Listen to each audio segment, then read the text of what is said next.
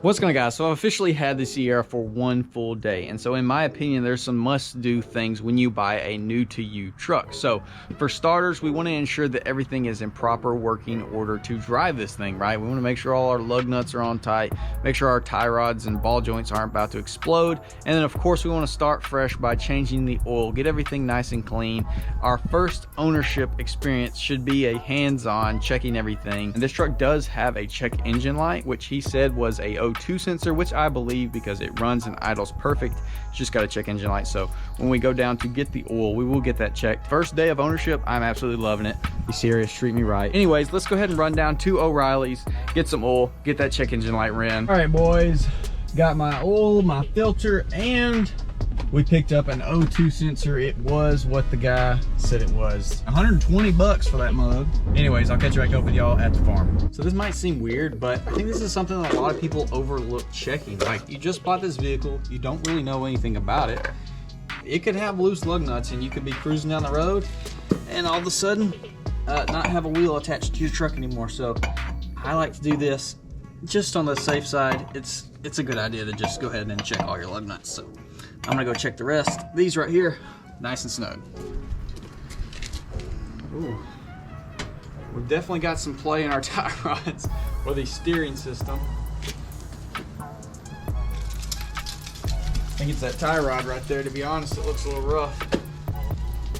As far as our ball joints, we're solid as a rock. So yeah, we're definitely gonna be looking into replacing some steering components for sure. A lot of wiggle with the steering, that's for daggum sure. Ball joints are solid though, so now we know. Start off with pulling our dipstick. Let's take our cap off. Went with some Mobil 1 high mileage full synthetic 530 micro guard filter. That's literally the only thing they had in stock, which will be fine. So pop that off. Let's dive under here. 15 mil.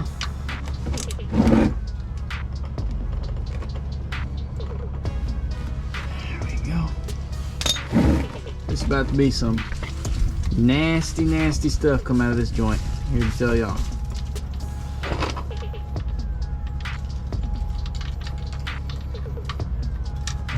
Oh yeah.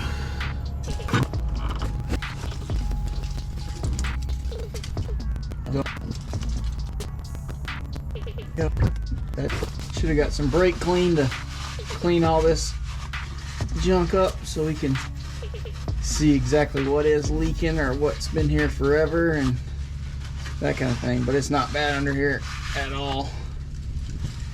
I've seen a million times worse. Let's throw our drain plug back in there.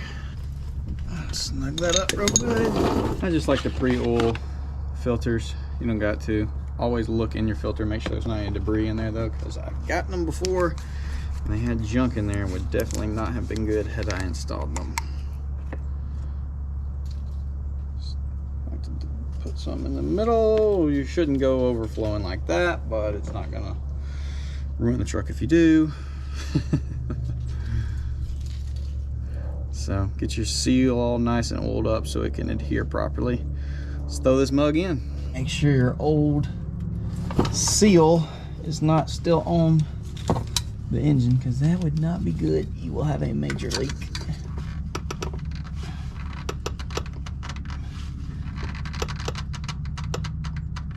Go. Oil capacity is supposed to be 5.7, but you never know how much you get out of there. So we're gonna throw the 4.73 liters, 5 US quarts. We'll throw about half another one in there and we'll fire it up, let it settle, check it. Go ahead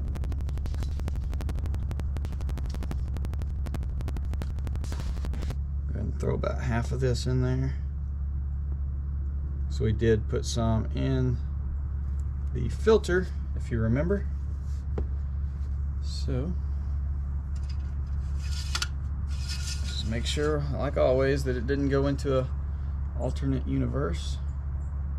We are showing good on the dipstick, top dot. So let's go ahead and fire it up, let it run for a minute, and we'll check it again. Let's go ahead and take our air filter box off and make sure our air filter is not completely clogged up.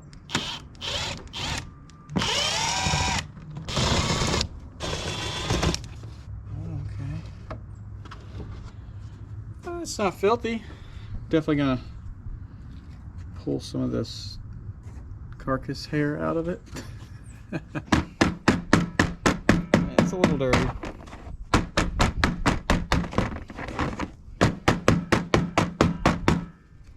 We're gonna be throwing a cold air intake and a whole bunch of other stuff on this thing, so I ain't really worried about it. This will be clean enough for the time being. And then it's just a good idea to crawl under here, make sure your axles and differentials and seals aren't leaking. This one's got that little baby rear main leaking, which is pretty much every one of these trucks in the world now. But our axles look good. Obviously I checked all this when I went to buy it, but it was storming, and in a lot of cases you just can't check all this crap. Let's check out our rear. So looking good back here. Like I said, nice clean truck. That was a huge thing when buying it. There's really not any surface rust at all on here, which is awesome. Rear end's not leaking. Shocks are probably clapped out. Let's give it a good bounce. Maybe not.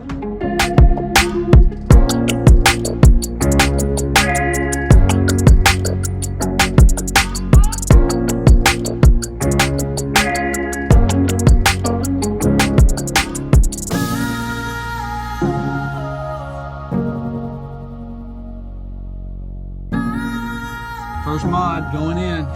Push pin mod. Perfect. Oh snap, this might be the best trio I've ever had right here. Terry's up there under the barn. I've deliberately parked it out of the weather so it would stay as muddy as possible for the detail video, which hopefully I will be able to do very soon so I can get that thing completely spotless, or to the best of my ability. And then Terry's probably going for sale. First wash and maintenance is done. I guess the GMC is officially official, y'all. So I'm gonna end the video off before it does get dark. Hopefully you did enjoy. Comment down below. Let me know what you want to see next on the GMC. Or just like in today's video, where it's not anything action-packed, but it's an essential step of the process. So this is my new truck, and y'all like to basically own it with me by doing all these steps with me. So anyways, I know it's gonna be boring to some, but I know for others it is something that is enjoyable to watch. So hopefully y'all did enjoy. Comment down below. Let me know. See y'all in the next one.